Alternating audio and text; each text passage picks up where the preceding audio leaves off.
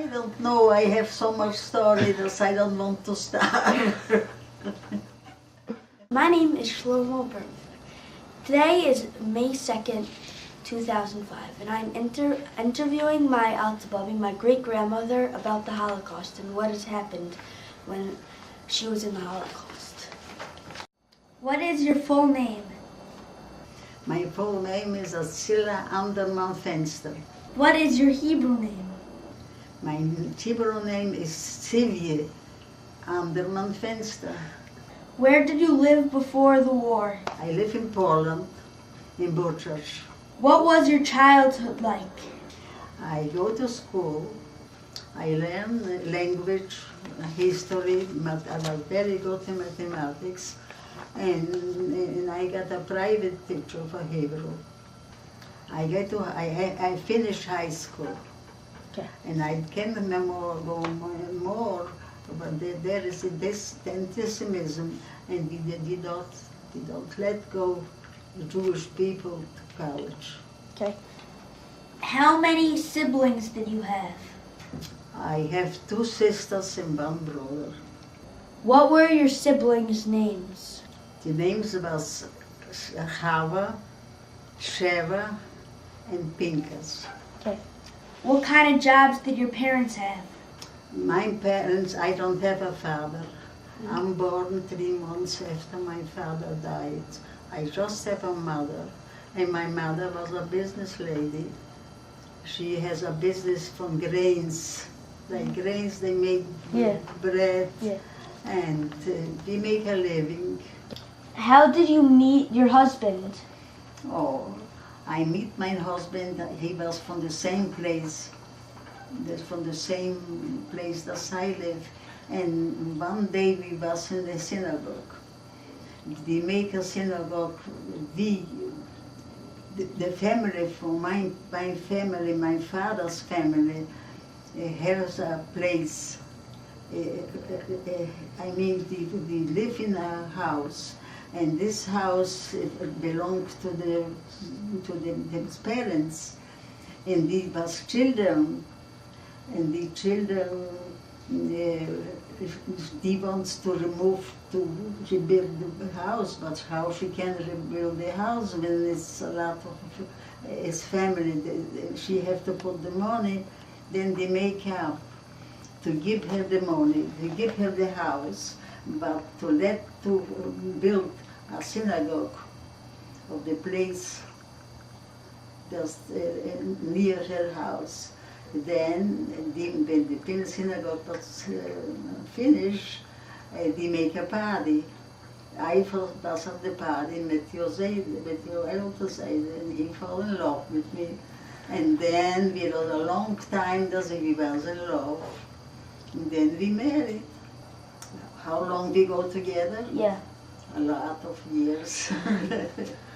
A lot, very long time. Very long years that we go together. Like, what did you do with your friends at the time? My friends? Yeah. We was very good, we was always very close. We was very close to the family, and I was close to the family. But it comes Hitler and destroyed everything, destroyed the family, and destroyed the friends, and I don't know nobody who's alive and who's not. What was it like when the Nazis came to power? This was terrible. This starts a terrible life. This starts a tragedy for our life. First they take away the man and they kill them. We don't know what they're going. They take him to take money with them. They take the money, they take away the money from the man, and they kill him. And they kill the man. And then they start with the families. They have like an attack every 2-3 weeks, and they kill Jewish children, Jewish families. They go in the houses, they go to. But I and your Alte Seide, we hide in the roof, under the earth, and we do everything possible not to kill us. And this was every 3 weeks. And they killed my whole family. But I hid in Butchurch. But later, by the last attack, they killed my daughter, and I hide away at the cemetery for my father. And I sit down, I tell the Alte side, if they have to kill me, let them kill me of the cemetery, and not in the grave for my father. And we survived there. We lay down overnight, and we survived there. And then after this, we run away, and the Alte side has a lot of friends. He has business, and he has friends not the Jewish. If we go to friend in the night, nobody sees us. It was summer, and it was a lot of, the field was, and we go there, but nobody wants to admit us.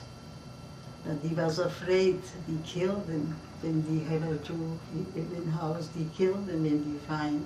But we find one very nice people. He was a couple with a son. She was sick. The lady was sick. And he say to my husband, to the Alte side, Shlomo, I will take you. Your wife have to help my wife. She is sick.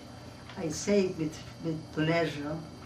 We go there in the night. We sleep on the roof. It was all very cold. Starts the winter. It was very cold, but we manage. And we in house in the day. It was very far, one house to the other. So it was snow, winter, nobody can come. But in the night he was afraid. We sleep on the roof. It was cold, but it was not so bad. How long did you stay with the people that hid you? How long I was staying there? 10 months. And one in the same, and one clothes, in the same clothes, in the same everything. We have lice, and we was all dirty. But we can do anything.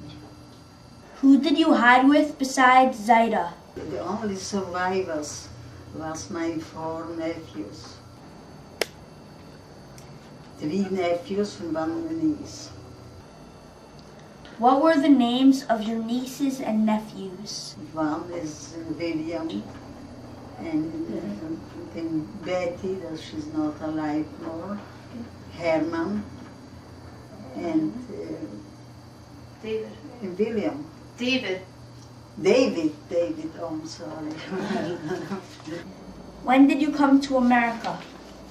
When I come to America, in April '62. Okay. Why did you go to Cuba? Well, we can't go to America. They don't let to go to America. We don't have visa to America. But I have an uncle in America, in Kansas City. He makes me a visa to Cuba. Then we go to Cuba. Then we was in Cuba a long time.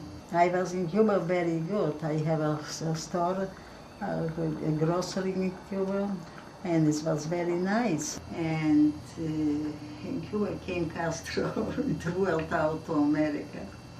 In America is another kind of life. You know, America is everybody has work, and now I have my family here, and I have to write. There I was alone. I don't have nobody. I was just with me, and as was David and Betty. Okay. I don't know for my brother since the war of 1970. 1970, I was sure that my brother is not alive. But in 1970, a friend from me, he's a lawyer, my name is Anderman, and in Israel is a Dr. Anderman, the best friend for my brother. And he came in the office to the doctor, and he saw a prescription, Pinka Sanderman. He said, is Pinka Sanderman is alive? He says, yes, she's alive, he's in Rovno. And then when he came home, he called me from the airport to tell me, Cyla, you know Pinka is alive, he's in Rovno. That you don't take the prescription, no. But I have a friend, and the friend is a second Russian. And I tell him what I do to find out now. When my brother is, don't worry, in a week you will know. He was from Russian, he write to Rovno, and my brother was a very, a doctor, the hospital, I think was in his name. And he find out, and then we was out, he was alive. We was in connection, we write to each other, and now Gala. Yeah. Yeah, Gala is his daughter. I met Gala, yeah. I met Gala and Peter. Yeah, Gala is my brother's daughter. Yeah. She's a nice woman. Yeah, she is. Yeah. When he was born, I was in Israel. When he was born, and I meet her. I remember I went to Gala's house this summer. Mm-hmm. Yeah. How many children and grandchildren and great-grandchildren do you have, and what are their names? I have one wonderful daughter, a wonderful son-in-law. I have wonderful 3 grandchildren, and very wonderful 4 great-grandchildren. Oh, my daughter's name is Adela, my son-in-law's name is Luis, my grandchildren's name is Adela, Brian, and Abby, and my great-grandchildren is the lovely Shlomo, Yehuda, Benjamin, and a beautiful little Tamar. Tell me what it was like to have your first grandchild. My mom, Anita. When she was born, Yeah. you can imagine this was all my life. Cyla was in the door, and he take her first, and we was very happy, and I'm happy at now. I love her. I like her at now very much. She was the first, and she was in my house. She grew up in my house. She was very welcome to my house. How did it feel like to have a great-grandchild, and the great-grandchild was named after your husband? Very good, very nice. When Vidu was born and I find out it's a boy, I start to cry. Abby called me to tell me Anita has a boy. We start both to cry. My husband's, my side's name is born. Could you tell me about Alte? I never met him. He was a very nice man, but he was sick.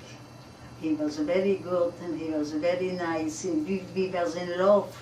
The only couple that survived from Hitler was I and Cyla.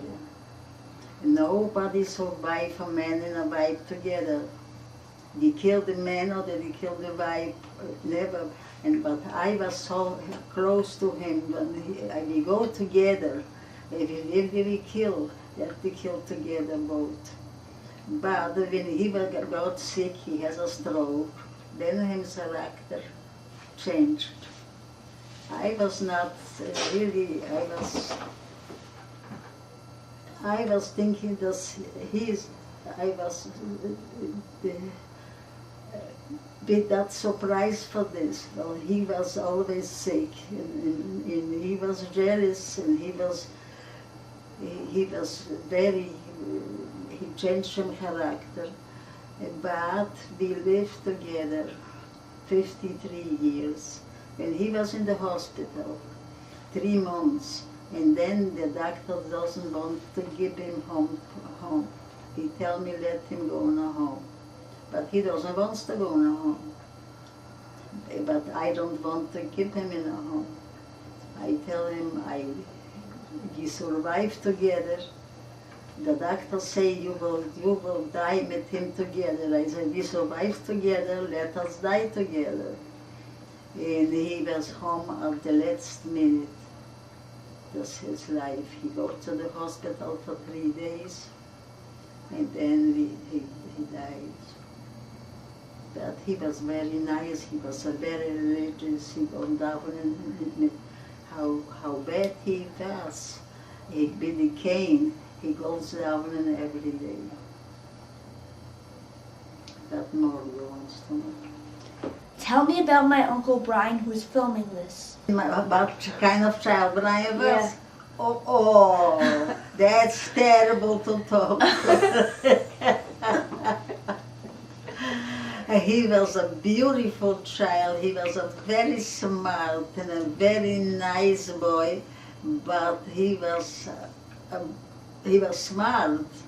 One day, his sister, your mother, is going to school. She was in kindergarten, I think, or the first grade.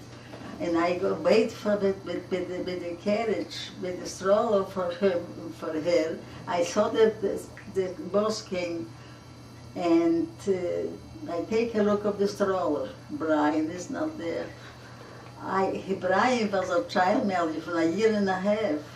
I was so, here in Co-op City building to stay, the cars going up and up and up and up. And what can I do? Leave the child for school where she comes, or go to look for Brian. I start to cry. I don't know what to do. I run around. Comes a man and says, "You're looking for a little blonde boy." He was a blonde boy. He is there in building 18, and hiding in building 18. I wants to kill him.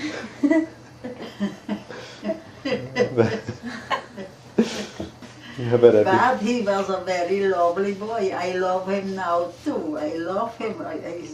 He was always a lovely, very handsome little boy. And he was an intelligent boy. And I love him. I love you, Brian, too. But I love your mother, whatever. Anita. Anita is the first. She was always the first. And I still have her like in heart, like she is so close to me. Tell me about my Aunt Evie. Evie? Yeah. She's wonderful. She's very nice. She's beautiful. She's intelligent. Better children, better grandchildren, great-grandchildren. I have no one in the world has. Mine are the best. Could you tell me about your daughter and son-in-law? My daughter, the best daughter in the world.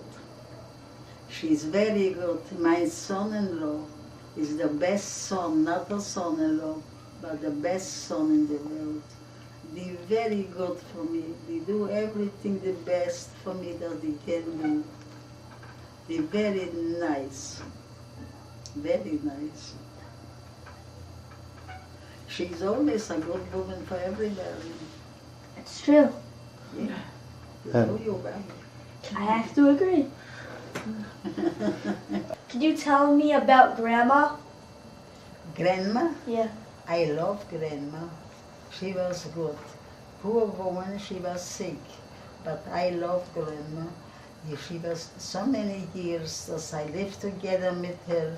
I never had a bad word with her. With a sister, you can live so close as I close with her. I'm right or no? You're right. What message do you want to leave for future generations?